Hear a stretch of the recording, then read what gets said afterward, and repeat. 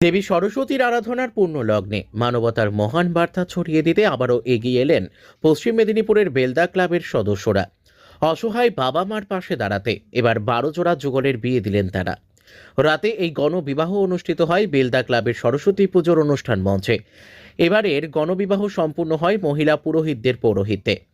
নারী শক্তির জয়গান গেয়ে মহিলা পুরোহিতেরাই বিয়ের মন্ত্রোচ্চারণ ও নিয়মবিধি সম্পূর্ণ করেন। তবে এই বিয়ের রীতিতে ছিল আধুনিক ও প্রগতিশীল ভাবনার ছোঁয়া। প্রচলিত প্রথার বদলে এখানে দেখা গেল এক নতুন নিয়ম। সিঁথি থেকে সিঁদুর নিয়ে স্বামীর কপালে তিলক পরিয়ে দিলেন স্ত্রী।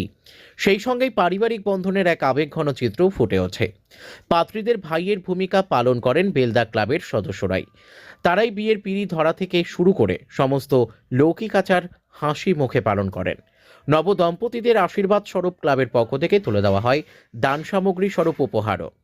উপহারের তালিকায় ছিল পালঙ্ক, আলমারি, আলনা, হাঁড়ি, কড়া, থালা, বাটি, তোশক অর্থাৎ গদি ও বালিশ প্রভৃতি।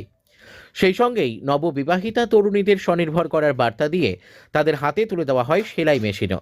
এই মহতী অনুষ্ঠানের সাক্ষী হতে বেলদা ও পার্শ্ববর্তী এলাকার অগণিত মানুষ ভিড় জমিয়েছিলেন। সমস্ত অতিথি, পাত্রপক্ষ এবং কন্যাপক্ষের জন্য ক্লাবের পক্ষ থেকে প্রীতিভোজেরও আয়োজন করা হয়। বেলদা ক্লাবের এই মানবিক উদ্যোগকে কুর্নিশ জানিয়েছেন স্থানীয় বিধায়ক সূর্যকান্ত অট্ট সহ স্থানীয় মানুষজন। পশ্চিম মেদিনীপুর থেকে শান্তনু বর্ধনের রিপোর্ট, ওয়ার্ল্ড পাবলিক টিভি।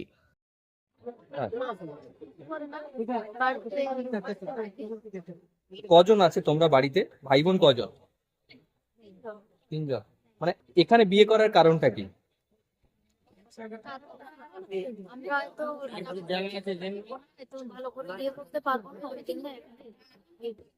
বিয়ে করে কেমন লাগছে?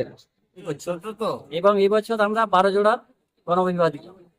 কেন এই সিদ্ধান্ত? সিদ্ধান্ত আমরা ক্লাবগত ভাবে সবাই মিলে একটা করলাম যে অনেক গরিব বাড়ির মেয়েরা তো বিয়ে হয় কিন্তু তাদের সেরকম ভাবে হয়তো সবকিছু দিক থেকে তারা পরিপূর্ণতা পায় না। তো সেই জন্য আমরা ক্লাবগত ভাবে সবাই মিলে এই সিদ্ধান্ত নিয়েছি।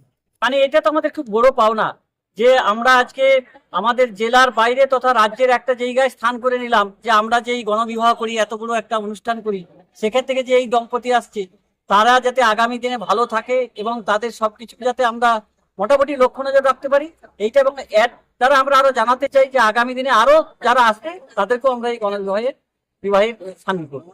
আমরা তো আইনত একেবারে এবং সামাজিক ভাবে বিয়ে যেমন হচ্ছে আইনত করিয়েছি, এছাড়া রূপশ্রী পাওয়ার জন্য সেরকম ব্যবস্থা আমরা করে দিয়েছি। বিডিও স্যারকে, রঞ্জিত কুমার চক্রবর্তী। কি দায়িত্বে আছে? আমি আমাদের এই ক্লাবের সভাপতি।